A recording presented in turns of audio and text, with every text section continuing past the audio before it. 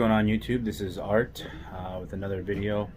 Today I'm going to talk about um, the ketogenic diet and my experience with it. I'm currently day 4 on the keto diet. Excuse me.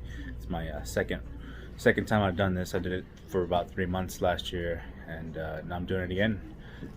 Mainly because my wife saw that the results I had were pretty favorable with it, and so I wanted to kind of do it with her. It makes it easier, you know, only having to cook one meal, what have you, being supportive, that kind of thing. But I'm currently at work in my kitchen, and I'm going to show you some kind of things that I eat now and things that work for me. And I'm a pickier eater, and so if you're a picky eater, you still can have success with this diet. Just going to take a lot more discipline, a lot more willpower.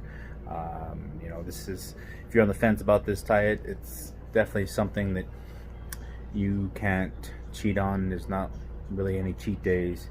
You know, there's you know, different ways of doing it as far as percentage wise. Like, you know, my as far as like, you know, 70% fat, 20% protein, 10% carbs.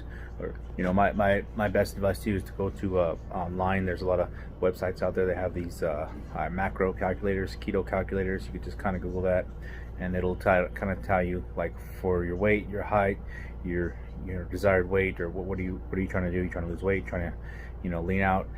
It'll kind of tell you, hey, this is, you know, how many carbs you should shoot for a day, or this how many, you know, how much protein you need. So that's my best advice, is to do that, kind of find out for your goals or what your intentions are, what you need to shoot for as far as carb intake, and then stick to it. You know, I stick to it. There's apps and what have you that you can calculate your macros. I didn't do all that.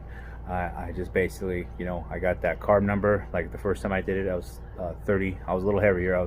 So I needed about 30 carbs or less a day, and this time around, lighter. I maintained since March, so I'm down to 20 carbs a day. So I just kind of keep track of my carbohydrates, and that's net carbs. So, you know, there's a calculation for that. You take the total carbohydrates and subtract your you know, dietary fiber, and that kind of gives you your net carbs. Most packages will have that calculation for you. If not, I mean, just simple subtraction.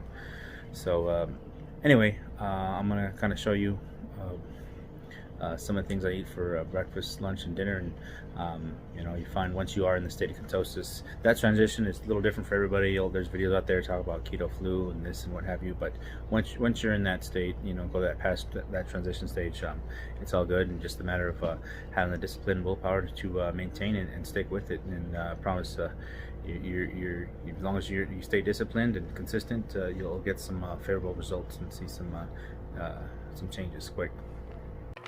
These are some kind of the dry snacks that I'll utilize. This is pretty good right here. I'll throw a little lemon on that. That's pretty good, high fat content in that. And then I'll do about 2 of these in between after breakfast and lunch. And these are pretty good here. They're really got some good ingredients here. Not too high in carbs and less sugar, that kind of thing. And little walnuts here in moderation. And these, I don't have the package for them, but I got these at Costco. They're called Keto Bites. Really, really yummy. And I also got this at Costco. It's essentially called there it is, keto butter. It's got a bunch of different nuts, and there's all kinds of different nuts there all mixed in. And it's pretty good. I like it actually a little better than just straight almond butter. But yeah. So since I'm on shift for 3 days straight, I got to bring enough food to make this work. And this is a good a little bit of this, about 4 ounces a day, mixed with some walnuts, some heavy whipping cream. That's really good. I'll put that in my eggs.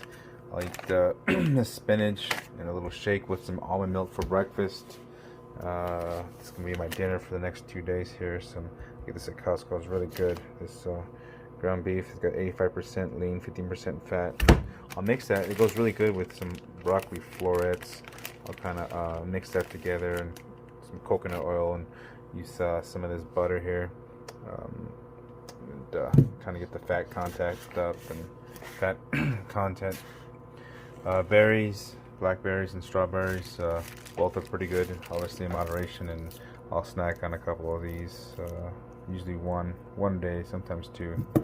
But yeah, this is kind of, it's got 3 net carbs there. This little carb balance. It tastes okay. I mean, I get kind of used to it, but yeah, it's kind of it'll last me the next 2-3 days right here, and then as it goes on, my appetite gets less and less. So it doesn't look like a lot of food, but yeah, I gotta make it work. So this is day 2 of my keto diet, ketogenic diet, and that's what I got for dinner here. Let's see here, it's a little bit of carnitas, some 2 red bell peppers and some jalapenos, frying up in some olive oil. I like that little crispy, so it's looking real delicious. So I decided to reset my my board here. See, there's there I am here. Well, I started yesterday, 1 August 20, and 216 pounds. So we'll see. I think I'll do it month by month, 3 months there, and I don't know. I haven't really decided a goal weight yet, but I'm on the board.